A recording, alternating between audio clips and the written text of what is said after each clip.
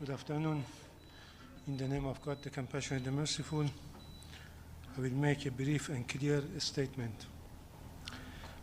On 28 February 2026, the United States, in full coordination with Israel, launched a second deliberate and unprovoked military attack against the Islamic Republic of Iran. This was a calculated act of aggression. Major cities and densely populated civilians areas were targeted. Hundreds of innocent civilians lost their lives, many more were wounded. This is a flagrant violation of the Charter of the United Nations, especially Article 2, Paragraph 4, which strictly prohibits the threat or use of force against the sovereignty and territorial integrity of any state. It is a direct assault on the foundations of international law. The Security Council convened an emergency meeting on Saturday. The facts were clear. The aggression was clear. The responsibility also was clear. In a reckless and unprecedented escalation, the United States and Israel deliberately targeted the supreme leader of the Islamic Republic of Iran and many high military officials. Targeting the highest official of a sovereign UN member state is an egregious breach of international law and a direct attack on sovereign equality. Such conduct endangers the entire international system. The United States and the Israeli regime are deliberately targeting civilians and civilian infrastructure.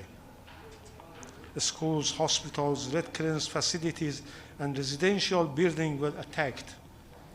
On the first day of the aggression, the girls' school in Minab, a small town in Hormozgan province in southern Iran, was deliberately destroyed. As a result, 165 innocent school girls were martyred. I repeat it, 165 school girls martyred. Their bodies were recovered from a rubble after hours of rescue efforts. On the same day, similar attacks martyred several hundred students in other cities, including eastern Tehran and Abyek in Gazvin province. But just this afternoon, the ambassador of the Israeli regime from this very podium resorted to lies and fabrications, shamelessly denying and ignoring the crimes committed by this regime against children and innocent civilians in Iran. Yesterday, further strike targeted Red Crescent building, Motahari, Gandhi, and Khatam hospitals in Tehran, Abu Zaz hospitals in Ahvaz, 3 emergency checkpoints in Sarab, Chabahar, and Hamadan, as well as residential building in northern Tehran. This morning, missiles struck a densely populated residential area in Sanandaj in Kurdistan province. The full number of casualties is still being verified. These acts constitute aggression. They constitute war crimes. They constitute crimes against humanity. The United States cannot remain silent. The United Nations cannot remain silent. Accountability is not optional. It is deeply shameful and hypocritical that only the very first day of its presidency of the Security Council, the United States convened a high-level meeting on protecting children, technology, and education in armed conflict under the agenda item maintenance of international peace and security, while at the same time launching missiles strike against Iranian cities and bombing schools and killing children. For the United States, protecting children and maintaining international peace and security clearly mean something very different from the UN Charter provides. Words about peace and protection cannot cover acts of aggression. Let's make no mistake. There was no imminent threat from Iran. Our nuclear program is exclusively peaceful. We were engaged in serious diplomatic negotiations. For the second time, the United States chose force our diplomacy and violated the Charter. There are no legal grounds that justify this attack. The so-called preemptive attack has no basis in international law.